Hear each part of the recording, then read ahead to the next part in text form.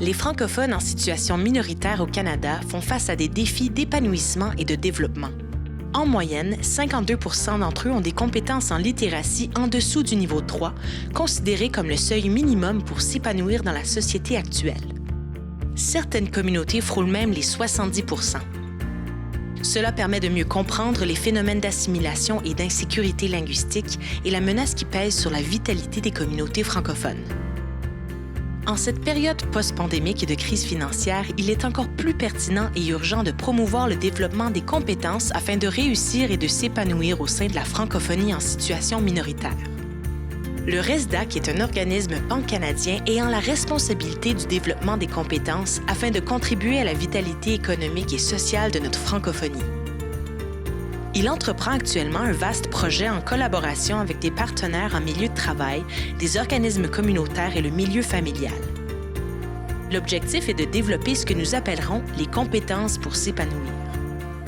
Une compétence est une capacité développée par un individu ou une communauté en acquérant et en mettant en pratique des savoir-faire et des savoir-être, ainsi que des savoir-vivre ensemble et des savoir-devenir.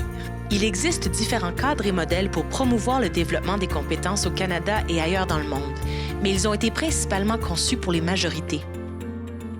Le RESDAC et ses partenaires de la Table nationale sur l'éducation proposent donc un cadre de compétences original adapté spécifiquement à la francophonie en situation minoritaire. L'apprentissage des compétences s'accomplit dans 3 contextes différents. L'apprentissage en contexte formel correspond aux piliers traditionnels de l'éducation que nous connaissons bien. Il se déroule au sein des établissements préscolaires, scolaires, collégiaux et universitaires au sein de programmes structurés aboutissant à des diplômes et des certifications formellement reconnus. Les apprentissages en contexte non formel se produisent en milieu de travail et au sein d'organismes communautaires. Ils sont intentionnels et structurés bien qu'ils n'atteignent pas de reconnaissance institutionnelle.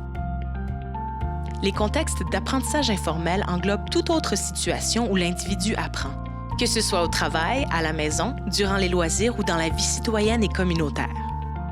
Il s'agit donc davantage d'initiatives individuelles qui ne conduisent pas à une reconnaissance formelle. Chacun de ces contextes d'apprentissage possède ses propres caractéristiques, mais en réalité, les 3 contextes s'entremêlent et se renforcent mutuellement. Collectivement, nous devons reconnaître la valeur de chacun de ces contextes et adopter un cadre de compétences à développer qui mise sur leur complémentarité.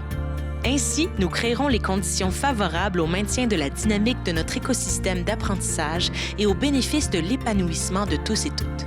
Cet écosystème englobera nos écoles et centres de la petite enfance, nos collèges et universités, nos organismes communautaires, nos entreprises et chacune de nos chaumières. Il facilitera l'apprentissage et encouragera la reconnaissance des compétences ainsi développées. Il nous faut donc déployer un effort collectif en impliquant les parents, les enseignants, les formateurs, les employeurs, les mentors, les amis et les membres de la communauté. Ensemble, nous serons en mesure de créer un environnement riche en opportunités d'apprentissage, soutenant ainsi l'épanouissement des individus et de nos communautés.